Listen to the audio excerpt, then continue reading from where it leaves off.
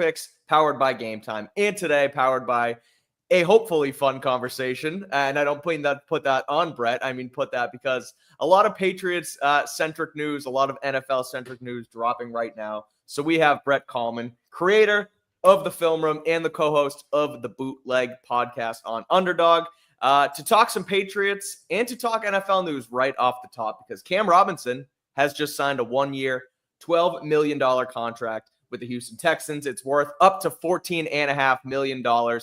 So we're going to talk Patriots-centric news, which that certainly is. But Brett, thank you for joining us, and we want to get your thoughts immediately off the top about that signing, what it means for Houston. They seem to sort of have their Laramie Tunsil replacement, I suppose, but what are your thoughts on that? Yeah, if you could call it that. Yeah. There were 101 offensive tackles in the NFL last year that had at least 100 pass blocking snaps, and only 12 of them had a pressure rate given up that was higher than Cam Robinson. So if that's the plan, going straight to that from Laramie Tunsil, who, by the way, was the third fewest out of those 101 tackles at 2.9%. So not feeling super great about that, especially at that number. That is that's not a plan to me. So, as far as were the Patriots in on him, I'm sure they were. I don't know if they were in at that number, though, but I think that kind of speaks to the desperation that the Texans were operating from compared to the Patriots, because the Patriots are like, well, we could just take Membu at 4. We don't need to pay $12 million to Cam Robinson. Whereas the Texans, they're picking down in the 20s. They're not going to get Membu. So, I think it just speaks to the fact that the Patriots, their plan, if they don't get Travis Hunter, is probably just take a tackle there, because if their plan wasn't to take a tackle, they would have just done that. And you just said Armand Membu, and I know my ears perked up because the conversation, the mock drafts, it's all Will Campbell. And you can understand why the Patriots need it. Left tackle is gaping. Left tackle is a much harder position to find than wide receiver. Will Campbell, obviously, historically insufficient, I'll say, wingspan, arm length, a lot of other traits that make him at least someone you think could try out at left tackle, but not an ideal spot for him. But Armand Membu has the length, has the size, has the athleticism, another guy who is really good in the SEC. Now, the kind of rub with him is he's going to have to switch sides, right? And Patriots fans, the Chukes Okorafor experiment, I think they're kind of done seeing offensive tackles especially try to flip sides. But in this situation, would you think it's more prudent for the Patriots to go with the upside pick and say, hey, worst case scenario, we got a right tackle who can be the next guy after Morgan Moses? Or would you rather go Will Campbell and say it's a less valuable position, but his floor is higher than anybody else probably in this draft class?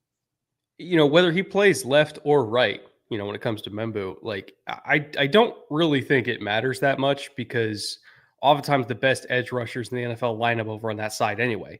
Max Crosby spends most of his time on that side. Myles Garrett spends most of his time on that side. TJ Watt spends the vast majority of his time on that side.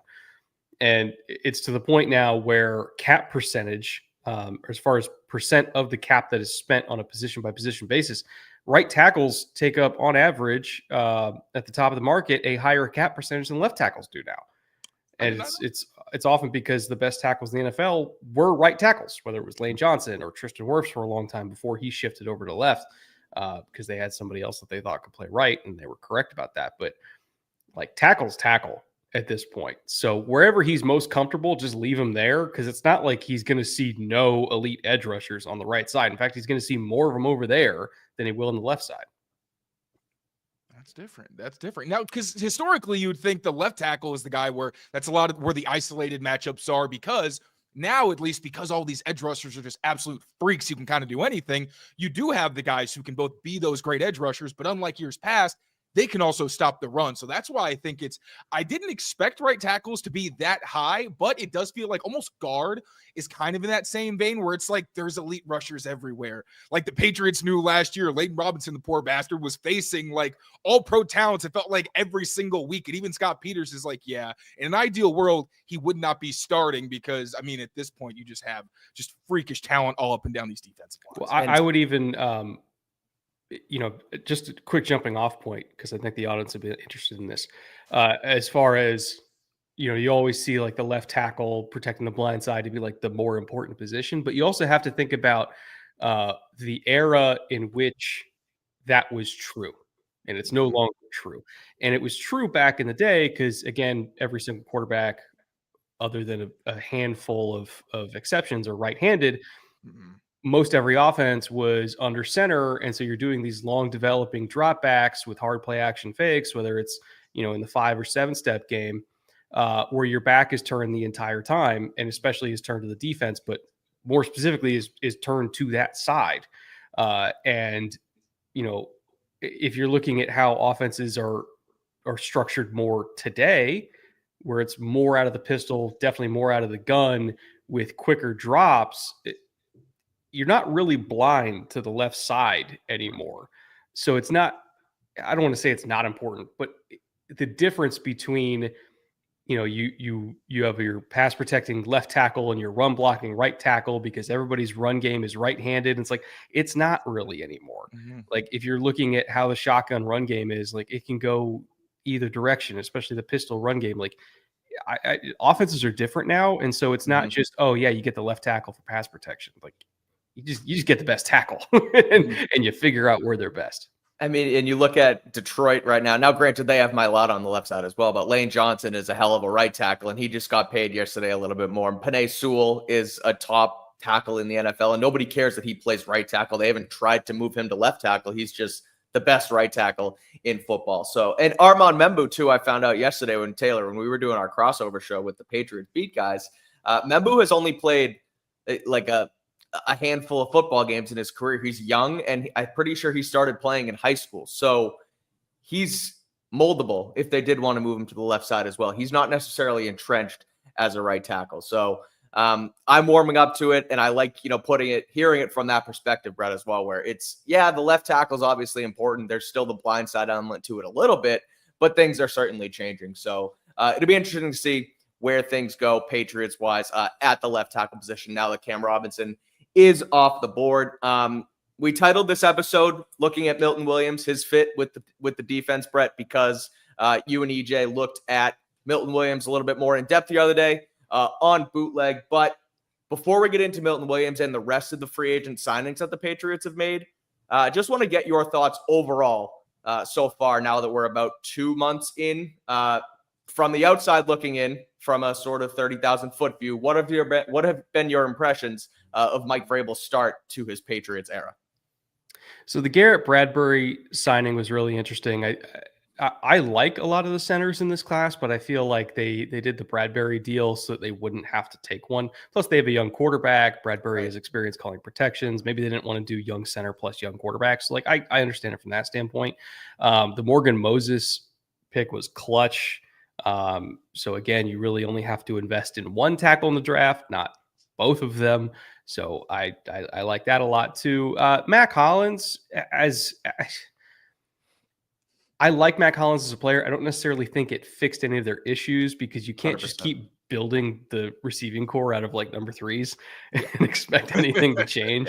So like you still need a number one, which is why I think Travis Hunter's at like the very top of the shopping list, even over left tackle. But on defense, the spending that they did on defense, I think was the real star of the show between Carlton Davis, Robert Spillane, Harold Landry, Kyrus Tonga, Milton Williams. Obviously, Milton is the best player there. But I really like the Spillane pickup too. And I think when you have that much cap space available to you, your goal, I mean, you would love to just spend it all smartly. But what you're really trying to do is just take out as many weaknesses as possible going into April so that you have the freedom to just take the best players available. You're not forced into any one pick. Yes, they are going to spend one of their first 3 picks on a tackle. We know that. They are going to spend one of their first 3 picks on a receiver. We know that. But they don't also then have to consider at the same time linebacker and defensive tackle or just pass rusher in general or corner. Like they can really just kind of hone in on receiver and tackle and attack those 2 first without having to worry about everything else. And then they can go value shopping for those other spots on like day 3. As nice as best player available sounds, obviously, when you are a team like the Patriots, and not only do you have a lot of holes, you have 2 glaring holes at 2 of the hardest positions to fill in football outside of quarterback. then yeah, at some point you may have to reach. It might be a pick that makes Patriots fans uncomfortable at the range, especially if they get locked into a situation where they can't trade. I think if there's no Travis Hunter, no Abdul Carter, you're trying to move back, right? Because there's receivers and tackles at least that you could probably take in the top 10, and you probably do more of a volume approach. But moving on to Milton Williams, obviously the crown gem of this free agency class. Talk about clutch, stolen from the Panthers. We were doing a live stream, and when that news broke, I was defeated. Like I've said it before, I'm usually like Mr. Happy-Go-Lucky, try to find the positive. I was just like, yeah, they're kind of screwed. Like that was the guy that you needed to make everything come together, but they did get him. So you had a really great breakdown on him.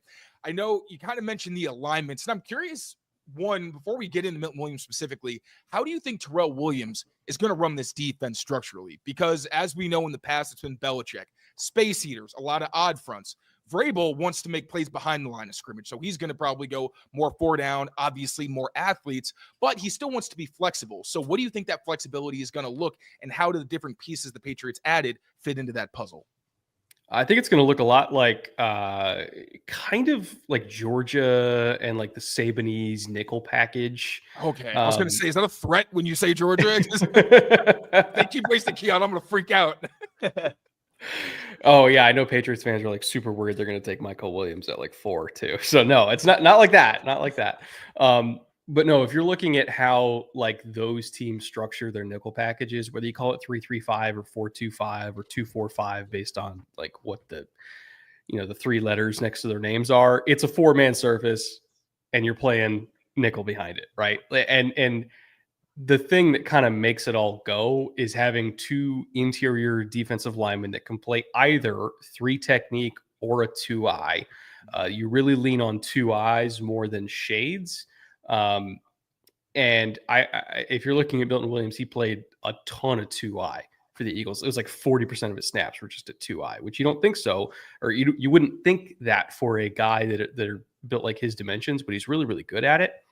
And then you combine that with Barmore, who I think can also do 3 technique and 2-eye, and you have a really versatile duo inside that, if you need to go from under to over on motion, you don't need to flip everybody around. You just switch the alignment of your defensive tackles and you feel pretty good about it, that you could still stop the run and be sound against the run and all that kind of stuff. And you don't really have to change the structure of the defense behind you that much. As for what this means for Keon White, you still can do the 3 down stuff with Keon White, who can play anything from, a 4-eye out to a wide 9, right?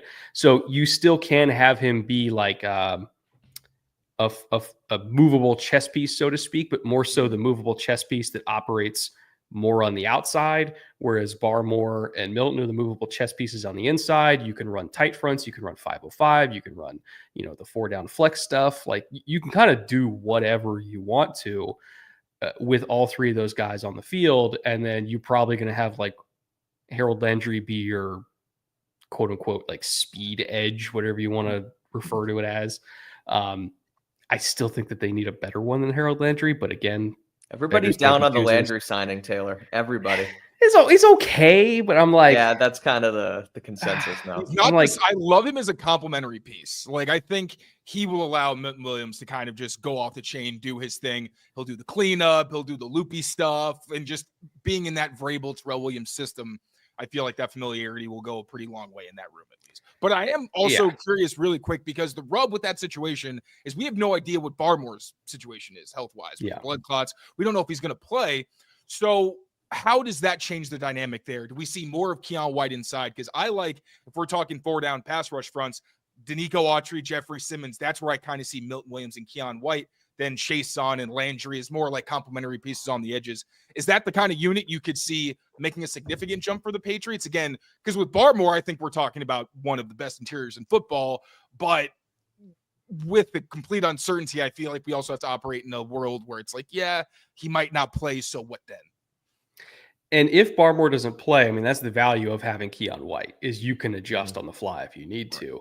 I would be very interested to see what their day 2 picks look like, because if we see, assuming he's available, if we see like a Derek Harmon pick, there's trouble for Christian Yeah. Barmore, right? Yeah. Because there's overlap there. And so like 100%. I would be real worried about it for Christian Barmore's sake if they invest in that highly. If we don't see one until day 3, if we get like a Zeke Biggers pick from Georgia Tech on like day 3, then I'm thinking, all right, they're just adding depth. They don't have any real concerns. So we won't really know until late April, but by the end of the draft, I think we will have a pretty good idea of what Barmore's health looks like. Yep. You can only hope. And again, it's sort of a you got to operate. I feel like they will operate as if he won't be available. But again, we'll see what happens. And if that is the addition that they can add, it'll be superb. But regardless, we'll keep it going with Brett in just a second here. But before we do, a quick word from our friends over at PrizePicks. We'll be right back. PrizePicks is the best place to get real money sports action. With over 10 million members and billions of dollars in awarded winnings, PrizePicks has made daily fantasy sports accessible to all, and all you got to do is pick more or less on at least 2 players for a shot to win up to 1,000 times your cash. So run your game all season long on PrizePicks. They now offer Venmo, Apple Pay, MasterCard, and more for quick and easy deposits into your account this sports season. And the second half of the basketball season is officially here, and the race to the playoffs is heating up on PrizePicks. So don't miss your chance to cash in as the league's best fight for playoff positioning. You think LeBron James will get more than 24 points? You think Giannis will get more than 35? Cook up those hot takes with your friends and win real money this basketball season. All you got to do is sign up on the PrizePicks app today, download the app, and use that code CLNS. You get $50 instantly after you play your first $5 lineup. Again, download the app and use code CLNS to get $50 instantly after you play your first $5 lineup. PrizePicks, run your game. Thank you to PrizePicks, as always, for sponsoring Patriots Daily here. All right, so that's Milton Williams. Seems like he's gonna benefit the entire Patriots defense, obviously across the board. Were there any free agency moves, Brett, that the Patriots made that made you scratch your head a little bit? I know we talked about Harold Landry, if you want to dive in there a little bit more, but any, overpays or like, did they really need to sign that guy? Yeah, the Harold Landry one, I think is really the only one that I'm like, I can justify every other signing they made, right? The Harold Landry one, I'm like, this is a pretty good edge class if you're just trying to find like that role, like the complimentary, fast, bendy guy. And maybe it was just because, hey, we got the money, we want to spend it, right? Like maybe that's the simple answer, right? But at the same time, boy, I would love to see a Josiah Stewart in this defense. I would love to see Swinson from LSU in this defense, like Colin Oliver from Oklahoma State is like an early day 3 pick as like that speed rusher in this. Like, I don't know, there's like 10 of them in this class. So it's like, did you really have to spend on Harold Landry? But if they have so much money, it doesn't matter. Fine. Like I can live with it. Like when it came to the Patriots guys, it felt like they were okay overspending. And honestly, because we knew like weeks out, and then as it came closer, people came off the board. It's like they have way more money than they can feasibly spend. So if they were tight to the cap, if this was a team where I didn't feel like they needed to build through the draft, I would have probably felt much differently about Harold Landry. But I'm like, you know what? You like the guy. I really don't care as long as it doesn't come back to bite you in the end. But yeah, they were aggressive, not reckless. We did see that there were some people they said that they weren't going to go all out for DK Metcalf. They didn't want to give up a second because they are trying to build through the draft. And it seemed like the 5 years, that was maybe a bit much for them. Cooper Kupp weren't in on him. They were competitive, obviously, but then fell out when it kind of felt like he didn't want to come here, which is, rinse, repeat in New England. And then your guy, Laramie Tunsil. That was one that I was upset about. Usually I can understand where they go, and I still could. You don't want to give up the draft capital, but like for a team that needs a left tackle, this isn't the kind of draft class where I'm like, oh, who needs Tunsil? I still would have liked him. But obviously the Patriots weren't in on those guys. Do you think there were any moves the Patriots should or could have made that they didn't? So not like a Godwin or anything like that, but more like a Dan Moore, DK, that kind of situation. I'd be curious to see if they were poking around Ayuk for a trade again, right? Yeah. It would make, if I was them, I would try it. Yeah. Because, San Francisco, I don't want to say they're hitting the reset button, but they're kind of hitting the reset button because they're trying to keep themselves out of trouble. Mm-hmm. I can't imagine that they wouldn't have been open to selling off Ayuk. Again, it depends on what the price is. If the DK trade set the price, maybe they're like, guy coming off an ACL, I don't know if I want to do that. Right.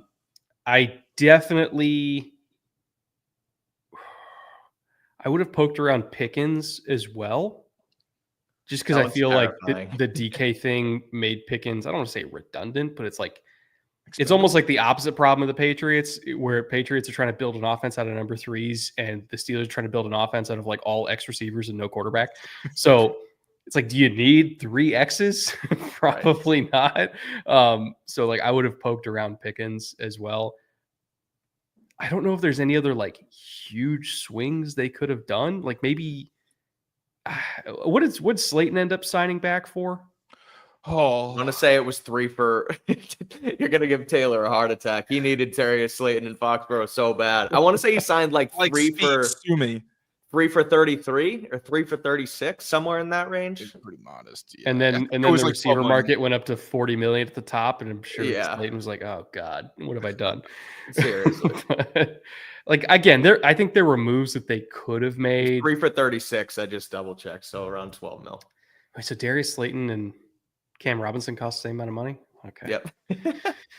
Sure. 2025, baby. NFL years and dog years. Oh boy. But luckily for the Patriots, I do think that there's a couple guys who could be a number one. Like let's say Travis Hunter is gone, or let's say they just think the tackle class is so thin that they do Membu over Hunter. I'm not saying I would do that. I'm just saying it's possible.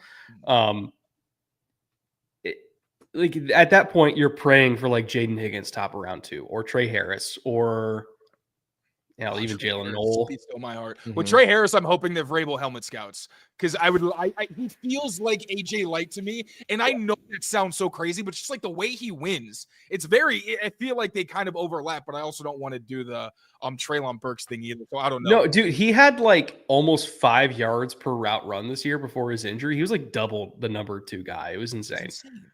Yeah, he's really good. Is that so? Outside of, well, so who would I guess be your number one guy for the Patriots to pair with Drake May in the draft? And you can include Travis Hunter, but I'm also curious your sort of draft outlook on Travis Hunter and how you would play a guy like that. And I'm sure it's going to depend obviously on where he ends up landing. But if you're the Patriots, what would you do with Travis Hunter? I want to violate my own rule here. That's okay. Because Travis Hunter's a unicorn. Like, I just think he's maybe the only guy in this entire draft class who I will take for any team and not care. Like, he's the guy in this class, right? And for the vast majority of teams, I think he's a corner, and then you sprinkle him in on offense as a package player.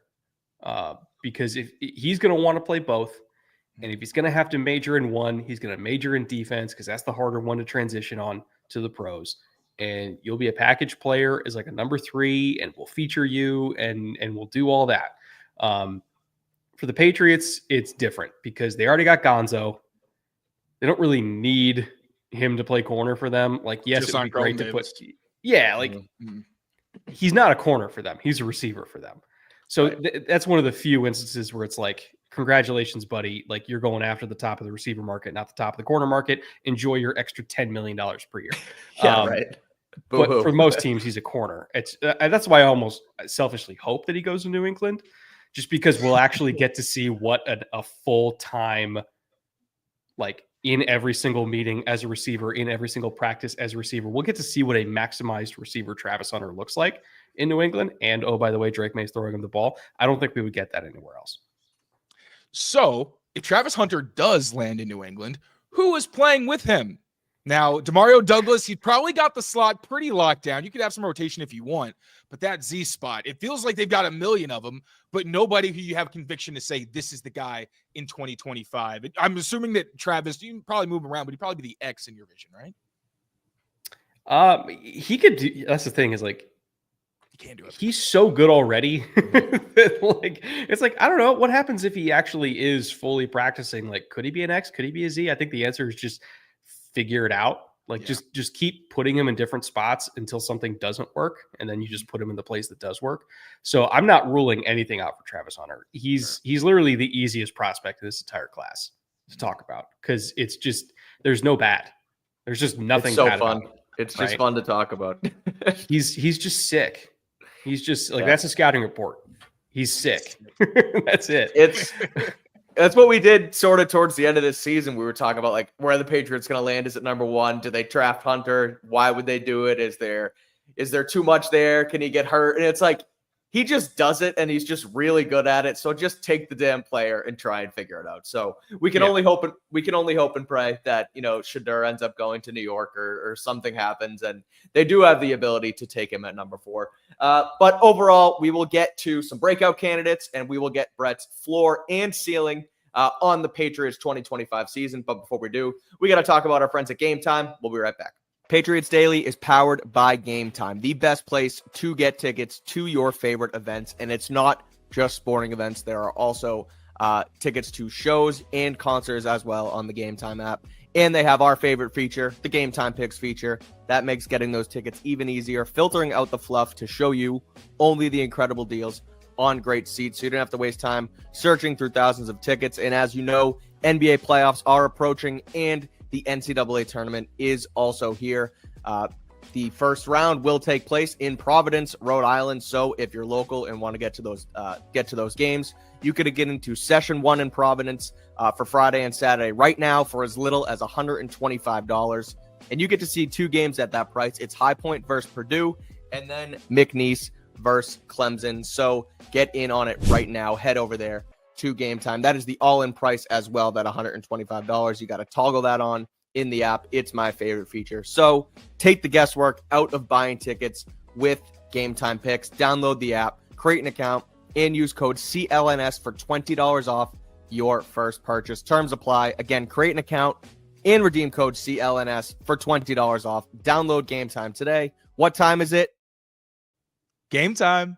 Good answer, Taylor. Good stuff. I'm glad you picked up. Yeah, last night, Taylor, you missed out on the crossover. Alex picked it up right away. As soon as the ad ended, he if anybody fumbled that, I would have been pissed. I was nervous. I was about to jump in and do it, but it would have been my own voice, and it just would have been a trade wreck. But nonetheless, you would have locked yourself into a lifelong contract. So it's a good point. But that's Game Time. Thank you to Game Time. Head over there. Use that code CLNS. Get $20 off your first purchase. All right, Brett. So breakout candidates. Curious your thoughts on who on this Patriots team. We talked a little bit about Keon Wade, so you can dive in there if you'd like. But who has the chance here in New England to really show their stuff and be like Christian Gonzalez is Christian Gonzalez. We know that. But outside of their number 1 player, who's going to break out for this Patriots team? And that's the thing is like the roster construction here has been so poor that there's not like a big pipeline of guys that you can really pick from, right? I think I ask you this once a year, and every year I feel bad. I think this is the 3rd year in a row where I'm like, Pop Douglas, guys. Like, this is the year. This is the year. Oh, and that's the thing is like I don't baby Jaheim Bell as like an H-back explosive yak guy.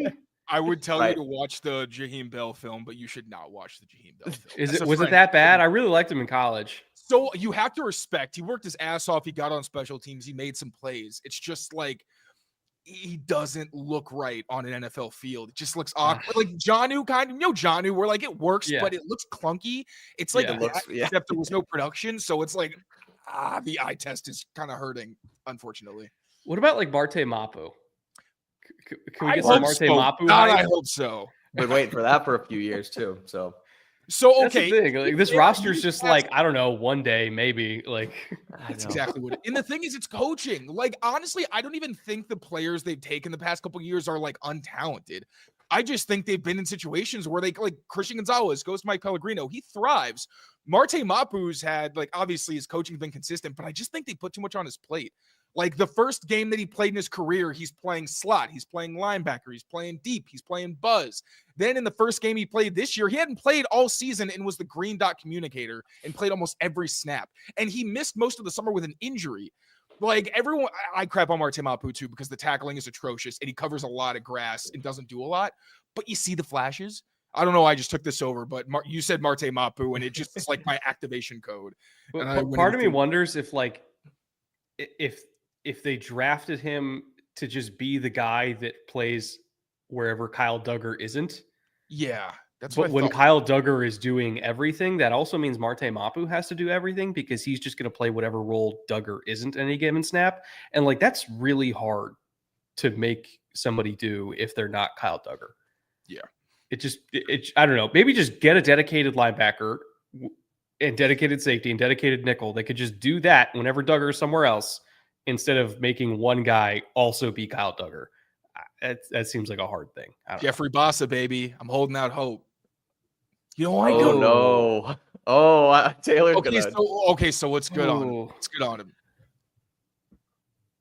I've never met somebody in the wild who liked Jeffrey Bossa. Really? Taylor's been pumping Jeffrey Bossa's tires for like a week and a half now. I fully acknowledge I could be dead wrong on this. I could absolutely. What draft season's all about. I'm also I've only seen 3 games. That's another thing. Like, I'm not sitting here with access to his whole season. Maybe I saw some games that I liked and I could have seen one more and I'm like, oh shit. Maybe I'm gonna pull up just an interesting. So his RAS is 6'6'7", right? He's 6'1", 232. He's well built, good vert, decent long speed, low 4.6s. His 10-yard split's atrocious. It's like a 45th percentile. His 3-cone at 230 pounds, by the way, 7.34, third percentile. I did not like him athletically. I think he's going to get absolutely destroyed in coverage, like absolutely destroyed. And as a run defender, like maybe, okay, you could hang your head on that because he had a really low missed tackle rate. It's like a 5% missed tackle rate, which is tied for the least amount in this linebacker class, right? But he didn't do anything with it. He had almost 600 snaps. He only had 3 tackles for loss and 11 run stops in the entire year, which was dead last in the class. Danny Stutzman, meanwhile, who might go after him, had only 20% more snaps and 5 times the amount of production. So for me, I see an average athlete that can't cover and can tackle well, but only if he's in position, which he doesn't really do anything dynamically to get himself in position to make plays. He's just kind of there. And yeah, I could be agenda. Honestly, wrong. That's why we do this, right? That's why we do the show, baby. Smarter than us. Information is information. No, you could be smarter than me on this one. I fully acknowledge, like, I could be pissing in the wind against myself right now. But like, I got through the 4th game and I was just waiting for it to happen, and it just never did. And I was like, I need to watch something else. And now, to be fair to him, this was right after I watched Chris Paul Jr. It was just so different. I was like, okay, that's not fair. And right before I watched Chris Paul Jr., I watched Zach Bond because I was trying to calibrate my eyes for what an NFL linebacker. And so it's like you go from Zach Bond to Chris Paul Jr. and you're like, all right, he's not that, but boy, he's close. I really like Chris Paul Jr. And then you go to Jeffrey Bassa and you're like, this is not an NFL player. This is football. And you're like, what's going on? So again, I could be wrong. There's so many other linebackers in this class that I think would thrive in New England before I took him personally. Talk about recalibrating your eyes. And I mentioned this at the combine. I genuinely think that last year watching the Patriots every week, like, kind of fucked me up. Honestly, like, I watch some guys and I'm just like, I feel like I like him more than I should, but I feel the starvation in my body for quality play. And like last year, linebacker, like Hightower was coaching it for the first time in his entire life.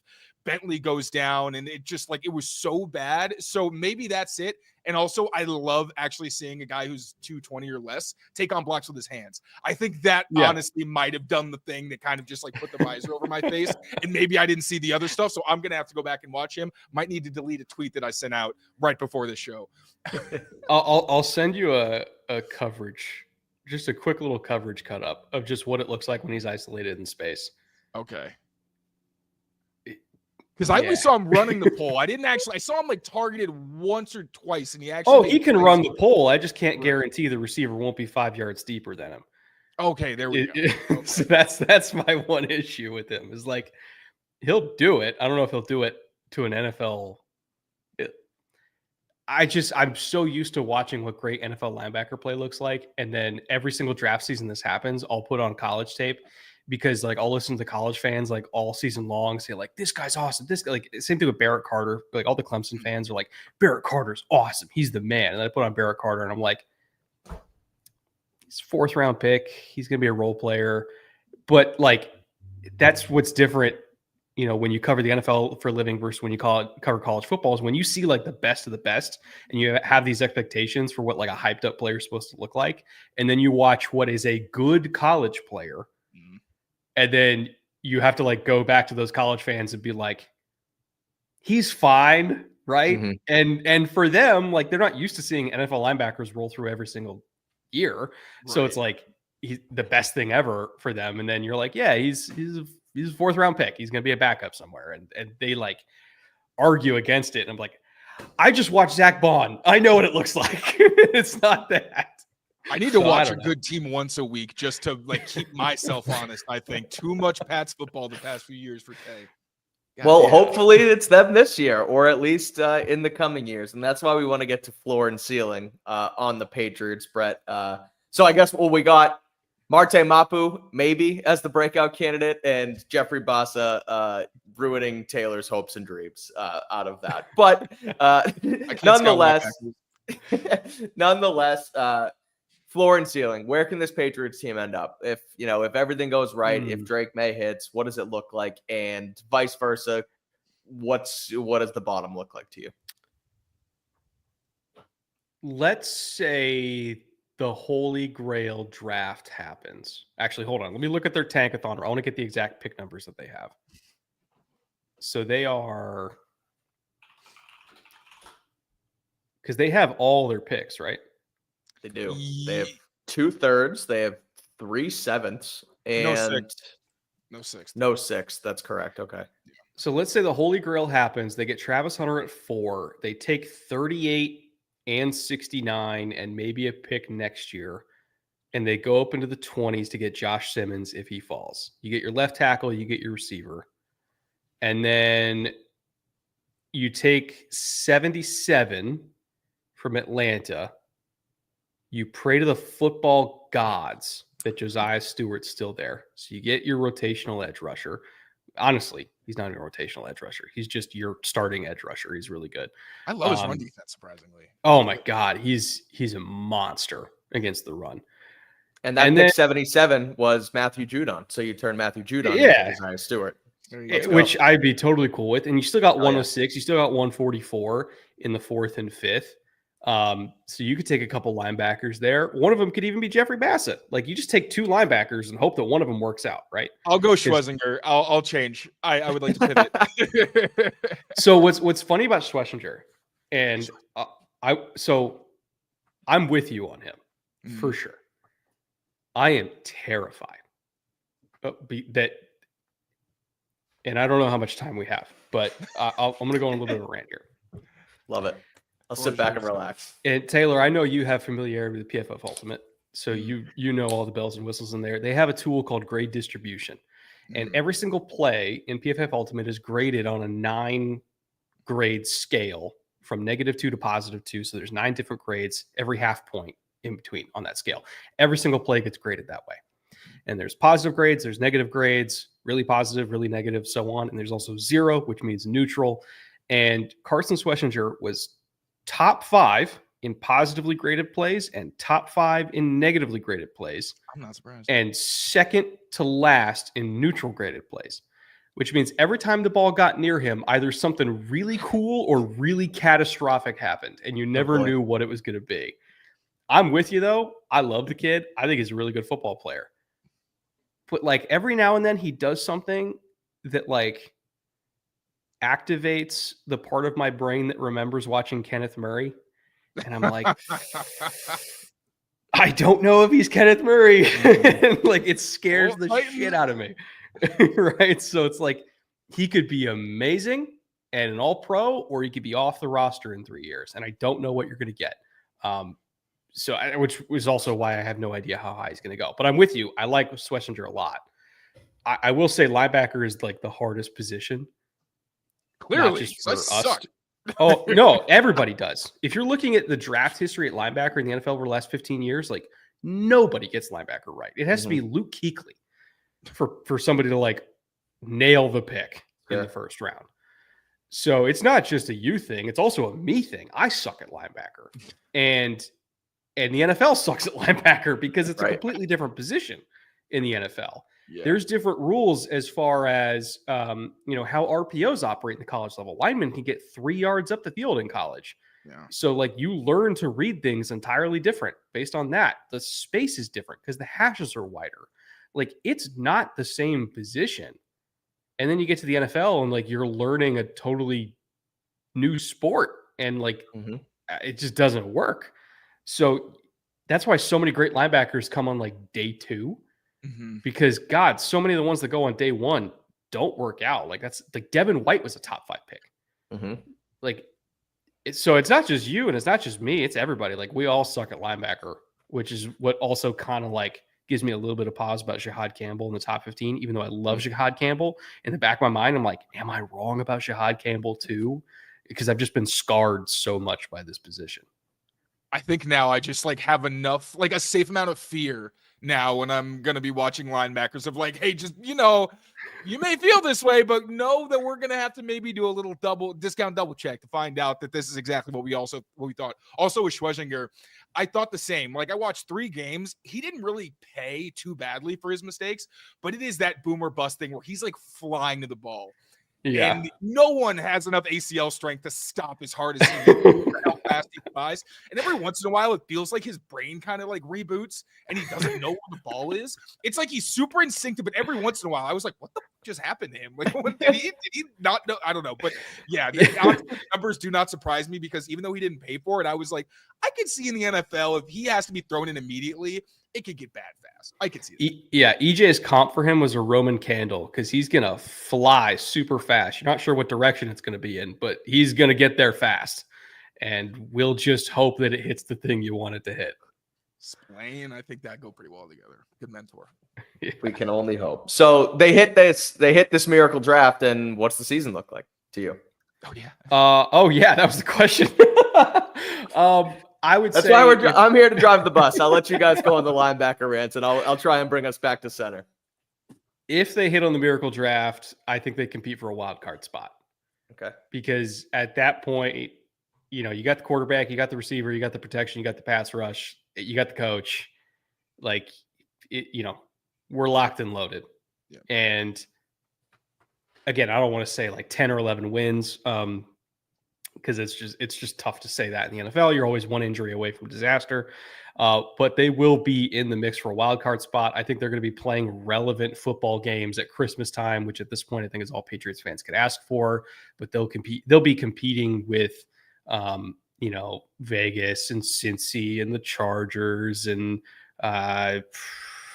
the Bills are going to win the division. They'll be competing with the Dolphins, right, and the Steelers for a wild card spot. And like, I wouldn't put it past them to beat all them out and get like a 6 or 7 seed. I like it. Okay. Well, I guess we'll leave it at that confidence one. I was good. Well, you know what we'll ask. What could the floor be? Everything goes bad. What do you think? Are we rebooting again? Does Vrabel not hit? Like, what could this look like on the opposite side? I don't think they would reboot again, but let's say no Travis Hunter, and then they take a tackle, whoever it is, at 4, and so like we think the offensive line is looking good, but like they just don't hit at receiver again, as is tradition. Like let's just say they really can't get receiver, and they don't get another complimentary pass rusher, and if they just have a Belichick draft, I'll just say it that way. If they have a Belichick draft, 6 wins, somewhere around there. That's not bad. Oh my God. Oh my God. As a millennial to see Patriots fan be like 6 wins. Hell that's what we've turned into here, Brett. It's so unfortunate. I feel sick because that's an upward trajectory, because that goes from 4 to 4 to 6, and now we're building something. So we used to be a proper country. So it's bad. Like, 13-3. God, we had a down year. I know. How did we miss out on those 3 games? Why are we not undefeated once again? Taylor, you just got excited about 6 wins.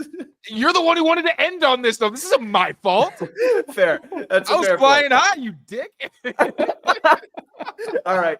Well, we'll go with competing for a wild card spot then, because I think realistically, I think they're closer. I'll even say they are closer to that ceiling, hopefully, than that floor. So this was fun, Brett. We appreciate the time. As always, before we let you go, where can our fans find you? What do you guys have cooking over at the Bootleg Pod? So we got a fun interview with Kyle McCord dropping later this week. We got him on the whiteboard, and he's awesome. I like McCord a lot. We just dropped our 10 gems on offense special, so we kind of rolled through, well, technically 10, but really it's more like 20 players on offense that we really, really like this year. Defense is coming next week. There were a couple tackles, in particular, day 2 tackles, I think Patriots fans might be interested in, because if they take Travis at 4, they're going to have to take a tackle on day 2. So Charles Grant from William and Mary is one of the guys we talked about, so you might be interested in that. And then later this draft season, we'll do our typical shows where we'll bring on DJ, we'll probably bring on Mina, and kind of do all of our draft season interviews while we're toiling away, watching film and finalizing our rankings. Love it. Fun stuff. Well, thank you again. Follow Brett at Brett Kollman on X. That's where you can get all of the good stuff from him, EJ, and everything else they've got going on there. As far as myself and Taylor, as you guys know, we're mostly Taylor, but we're starting to cook up some exclusive content here on Patriots Press Pass, members exclusive things, rookie starter, all pro, and GOAT status tiers. Taylor's done a bunch of great film review work there. So if you want to get in on that action, head over there on the YouTube channel here. Everything else stays free for most of the time. But again, check that out. Taylor's done some awesome stuff. Most recently, the Robert Spillane breakdown. So make sure you check that out. Other than that, we'll be back later in the week here on Patriots Daily. So until next time, thanks for watching. Take care of yourselves. Take care of each other. And we will see you guys very soon. Peace out, everyone. Bye.